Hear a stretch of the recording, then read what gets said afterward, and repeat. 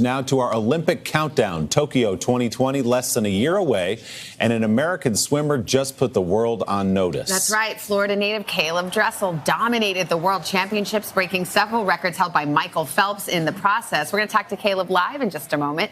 But first, a closer look at the new man to beat in the pool.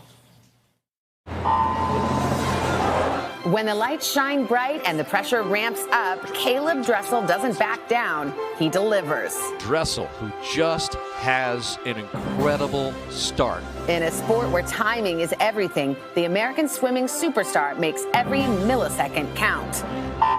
Leaping from the starting block, the 22-year-old has proven he can put on a show. 3 years ago, the Florida native broke out in a big way at the Rio Olympics, rocketing through the water. Off to a brilliant start. Dressel won his first 2 Olympic golds as part of U.S. relay teams and showed he was ready for prime time. I just wanted to get my hand on the wall and do the best I could for our relay boys and everyone watching. At the World Championships in 2017, Dressel made an even bigger splash. Caeleb Dressel in the middle of your screen, going awfully fast. Cruising by the competition, he won 7 golds in all. It's going to be Dressel at the line. Dressel! Tying the record set by swimming icon Michael Phelps. And just last month, Dressel had history on his mind again at the World Championships. Here he comes! Winning a record-setting 8 total medals this time around and breaking Phelps' world record in the 100-meter butterfly. I thought I could do it, and I think it was my time to do it, so I went for it. Now, with the Tokyo Olympics on the horizon, will Caeleb Dressel be ready to shine on the sport's biggest stage? Well, there's only one person to ask about that, Caeleb Dressel himself. The world record holder is here. You brought some hardware. We're going to need a bigger table to hold all these medals. What do you think when you look at that and think about what you just accomplished at Worlds? Goodness, I mean, honestly, for me, it's just pieces of metal.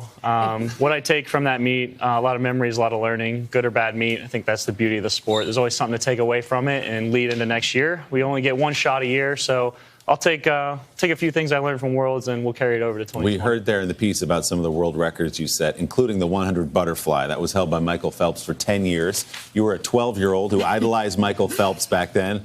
What do you think about breaking his records? It's crazy to kind of watch it come full circle. So I don't remember that race exactly in 2009. I've seen it plenty of times, him swim it, kind of the race strategy. So it is crazy to kind of think. Someone asked me as a 12-year-old if I would have been the record holder, 10 years to come, would have called him crazy. But it's pretty cool to watch the sport come full circle like that. When you get in the pool in a race like that, is the world record in your mind? Or are you just like, let me just swim as fast as I can? So that day, yes, it was. I knew this was going to be my shot to get it. So the day after that, I was going to be swimming 100 fly again, but I had an event right before. So I knew that was my time to do it. I wanted to do it, and I think it was just about time to get it done. You guys train so incredibly hard for events like the World Championships. You treat your bodies like temples, all the rest of it. What do you do after you win 8 medals? Do you completely let yourself go like Savannah and I probably would? Exactly. Yeah.